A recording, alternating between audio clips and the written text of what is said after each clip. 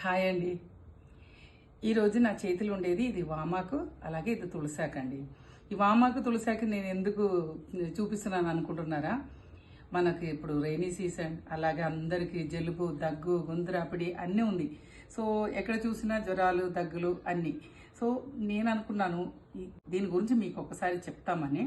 ఎందుకంటే వామాకు మనకి ఎంత మంచిదంటే, వామాకు తులసాకు రెండు కలిపి మనము కొంచెం దాన్ని కొంచెం నీళ్ళు పోసి చిన్న మిక్సీ జార్లో కొంచెం అది గ్రైండ్ చేసుకొని దాని రసం తీసుకొని పిల్లలకి కానీ పెద్దవాళ్ళకి కానీ తాగిపిస్తే చాలా మంచిదండి.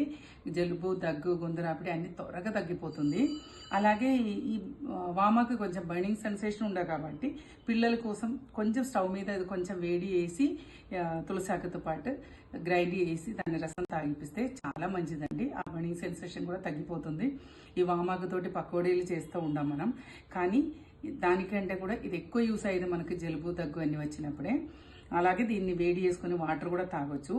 ఇంకా ఇది ఇంకా మంచిది ఏంటంటే మనకి చుండ్రుకి కానీ హెయిర్ గ్రోత్కి కానీ హెయిర్ ప్యాక్గా ఇది రెండు గ్రైండ్ చేసుకొని దాని పేస్ట్ మనం వాడుకోవచ్చు. ఇలా రకరకాల యూస్ ఉన్నాయి. సో అందుకనే తులసాకు, వామాకు ఎప్పుడు మీ ఇంట్లో ఉన్నట్టు అలా ఉన్నట్టు మీరు చూడండి.